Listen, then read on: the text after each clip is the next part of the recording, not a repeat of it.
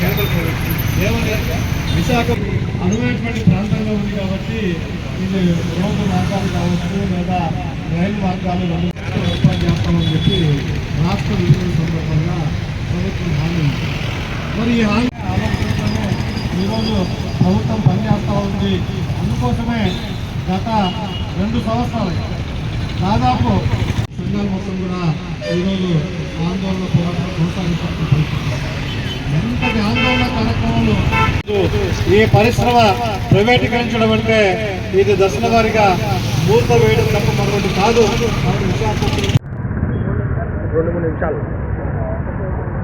విశాఖ ఉక్కు ప్రైవేటీకరణ నిరసిస్తూ గత 1300 రోజులుగా సిఐటియు, ఏఐటియుసి, ఐఎఫ్టియు ఆధ్వర్యంలో జరుగుతున్నటువంటి పోరాటానికి మద్దతుగా రాష్ట్ర వ్యాప్తంగా అక్టోబర్ 1, 2, 3 తారీఖుల్లో జరిగే దీక్షల్లో భాగంగా నంద్యాలలో దీక్ష కార్యక్రమం జరుగుతుంది. ఈరోజు విశాఖ ఉక్కు ఆంధ్రుల హక్కు అని చెప్పి ఈ రాష్ట్రంలో 32 మంది తమ ప్రాణాలని త్యాగం చేసి విశాఖ ఉక్కును సాధించారు. విశాఖ ఉక్కు కేంద్ర ప్రభుత్వం ఇక్కడ కేటాయించిన తర్వాత విశాఖ నగరం చుట్టూ ఉన్నటువంటి ఆనాటి గ్రామాలు, ఆనాటి విశాఖ పరిసర ప్రాంతాల్లో ఉన్నటువంటి ప్రజలందరూ కూడా 26,000 ఎకరాల భూముల్ని విశాఖ ఉక్కు కోసం సెంటిమెంట్గా ఈరోజు ఇచ్చారు. అటువంటి విశాఖ ఉక్కు రావడం ద్వారా ప్రత్యక్షంగా పరోక్షంగా 1,00,000 మంది పైగా ఉద్యోగాలు కార్మికులకు దక్కాయి. ఈరోజు విశాఖ ఉక్కు ఉపాధి అవకాశాలు కల్పించడమే కాదు, ఈ దేశంలో ప్రభుత్వ నిర్మాణాలు, ఈ దేశంలో ప్రభుత్వ కార్యాలయాలు, ఈ దేశంలో ప్రాజెక్టులు కట్టడానికి అన్నిటికీ కూడా నాణ్యమైనటువంటి ఉక్కును చౌకగా అందించేటువంటి ఘనచరిత్ర విశాఖ ఉక్కుకు ఉంది. అటువంటి విశాఖ ఉక్కును రక్షించుకోవాల్సినటువంటి బాధ్యత ఈ రాష్ట్రంలో ఉన్నటువంటి అన్ని రాజకీయ పార్టీలకు, ఈ రాష్ట్రంలో ఉన్నటువంటి ప్రజలకు ఉంది అని చెప్పి మేము గుర్తు చేస్తా ఉన్నాం. అయితే ఎన్నికలకు ముందు ఒకలాగా ఎన్నికలు అయిపోయిన తర్వాత ఒకలాగా మాట్లాడే పరిస్థితి ఈరోజు రాష్ట్రం రాజకీయ పార్టీలు వ్యవహరిస్తూ ఉన్నాయి. అంతకుముందు 2014లో జగన్మోహన్ రెడ్డి ఏం చెప్పాడంటే, ఈ రాష్ట్రంలో నాకు 21 మంది పార్లమెంటు సభ్యులు ఇవ్వండి, నేను కేంద్ర ప్రభుత్వాన్ని వంచి ప్రత్యేక హోదా తీసుకొస్తాను, విశాఖ ఉక్కుకు ప్రత్యేక గనులు తీసుకొస్తాను, శైలిలో విలీనం చేసే పద్ధతిలో ప్రయత్నం చేస్తానని చెప్పాడు. 5 సంవత్సరాలుగా ఈయన మెడలు వంచాడు తప్ప కేంద్ర ప్రభుత్వం మెడలు వంచలేకపోయాడు.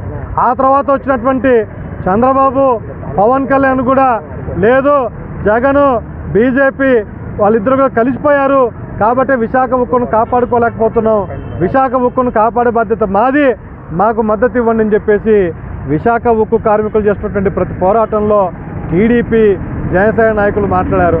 ఎన్నికల ముందు చాలా వాగ్దానాలు చేశారు. కానీ ఈరోజు బీజేపీ 3వసారి అధికారంలోకి వచ్చిన తర్వాత బీజేపీ నిస్సిగ్గుగా ఈరోజు విశాఖ ఉక్కును ప్రైవేటీకరణ చేయడం కోసం గత 3 పర్యాయాలుగా చేసినటువంటి కుట్రలన్నింటినీ ఈరోజు బహిర్గతం చేస్తూ ఈరోజు విశాఖ ఉక్కులో పనిచేస్తున్నటువంటి అనేక ప్లాంట్లను నిర్వీర్యం చేసే పద్ధతిలో ప్రయత్నం చేస్తూ ఉంది. గనుల్ని కేటాయించలేని కొట్లాడుతుంటే కార్మికులు గనులను పేరుకు కేటాయిస్తున్నా ఇంటైన్లో కేటాయించకపోవడం వల్ల విశాఖ ఉక్కు నష్టాల ఊపిలోకి పోయేలాగా కేంద్ర ప్రభుత్వమే ఈరోజు కుట్రపూరితంగా వ్యవహరిస్తూ ఉంది. కాబట్టే బీజేపీ యొక్క కుట్ర రాజకీయాలని ఈ రాష్ట్రంలో ఉన్నటువంటి తెలుగుదేశము, వైసీపీ, జనసేన మీరు ఎందుకు మాట్లాడరు? ఎందుకు కేంద్ర ప్రభుత్వం మీ మద్దతుతో ఉంది కదా, మీ మద్దతు నిలబడేటువంటి కేంద్ర ప్రభుత్వాన్ని అదిరించి బెదిరించి మన ఆంధ్రుల విశ్వాసంగా ఉన్న, ఆంధ్రుల సెంటిమెంట్గా ఉన్నటువంటి విశాఖ ఉక్కును ఎందుకు కాపాడే దాంట్లో మీరు నోరు మెదపరు అని చెప్పి మాట్లాడుతున్నా. ఈరోజు లడ్డు విషయంలో ఆంధ్ర రాష్ట్ర ప్రజల యొక్క మనోభావాలు దెబ్బతిన్నాయంటున్నారు. మరి అందరు బలిదానం చేసేటువంటి సాధించేటువంటి విశాఖ ఉక్కు ప్రైవేటీకరణ వైపు బీజేపీ ప్రయత్నం చేస్తుంటే మీరెందుకు మాట్లాడరు అంటున్నా. ఎందుకు ఆంధ్ర ప్రజల యొక్క మనోభావాలు దెబ్బతినవు అంటున్నా. కాబట్టి బీజేపీని మీరు మెడలు వంచి విశాఖ ఉక్కు ప్రైవేటీకరణను ఆపి శైలిలో విలీనం చేసే పద్ధతిలో ప్రయత్నం చేయాలి. విశాఖ ఉక్కు ప్రైవేటీకరణలో భాగంగా కాంట్రాక్ట్ ఉద్యోగులను ఎవరైతే 4,278 మందిని తొలగించారో వాళ్ళని తక్షణం విధుల్లోకి తీసుకోవాలా. మీ ప్రజా వ్యతిరేక, కార్మిక వ్యతిరేక విధానాల్ని వెనక్కు నెట్టకపోతే రాబోయే కాలంలో ఇది ప్రజా ఉద్యమంగా ఈ రాష్ట్రంలో ముందుకు తీసుకెళ్తుంది.